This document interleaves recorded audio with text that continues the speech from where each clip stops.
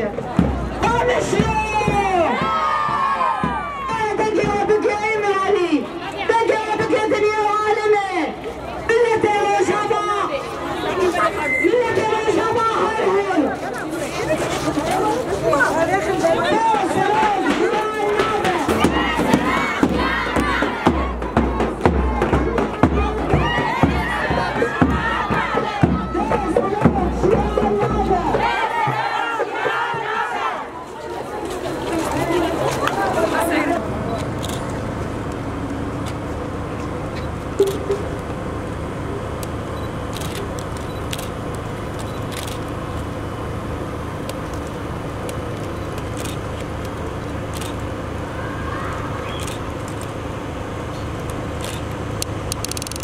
شهيد بشنقة من الدنيا مدن ساغن تجاري نامره.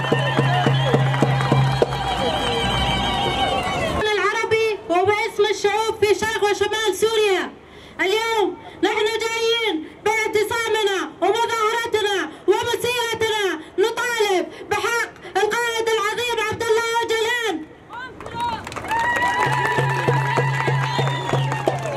قائد الأمة الديمقراطية، القائد الذي ما فكر بشعب واحد، فكر في كل المكونات. هذا القائد العظيم يستاهل كل شيء نعمله لأجله. هذا القائد نحن نطلب بحريته. نحن ما عندنا حرية بدون حرية القائد. نحن نطلب حرية القائد من المنظمات الإنسانية.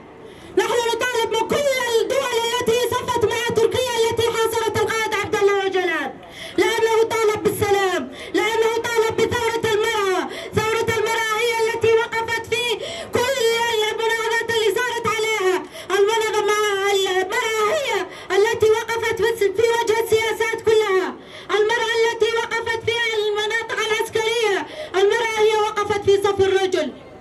ونحن اليوم قوات قسد هم أحفاد عبد الله أوجلان، ونحن أحفاد عبد الله أوجلان.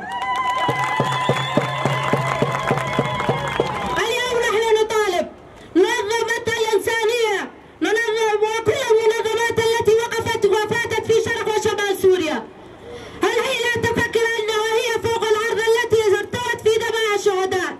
لا يفكرون بهذا. هم الآن ساكنين في هذه المنطقة التي ارتوت في دماء شهدائنا. ونحيي القائد ونحيي عوائل الشهداء الذي فدوا أرواح وأكبادهم لنا. اليوم نحن نطالب بحرية القائد، ونطالب نشوف صحة القائد، ونطالب يفوتون على قائد المحامي وأهله ونشوف القائد بعيوننا، لكي نشوف القائد بعيوننا ونتأكد من صحة القائد.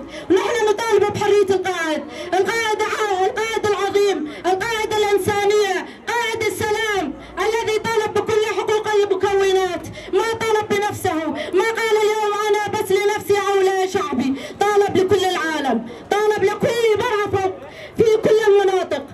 واليوم نطلب من كل هذه الدول التي توقف مع صف تركيا، التي كل يوم تهجم على أولادنا وبناتنا وأهلنا في هالمنطقة، منطقة شمال وشرق سوريا، منطقة الشرف، منطقة الأعظم. هذه المنطقة صارت لأنه حطت كل المكونات حطوا في خندق واحد دماءهم. اليوم نحن نطلب نحن حرية قائدنا. اليوم نحن معتصمين ومتظاهرين ومسيرتنا لأجل حرية القائد عبد الله أوجلان، ولا لنا حياة بدون القائد عبد الله أوجلان.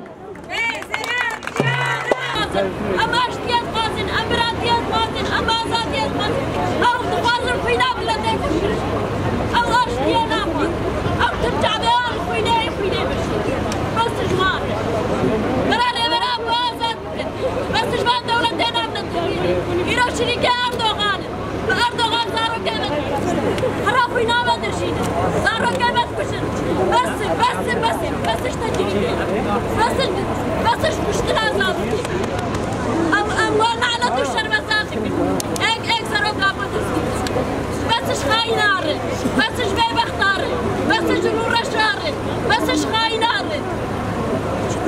بيجي صاروا كابو. بيجي من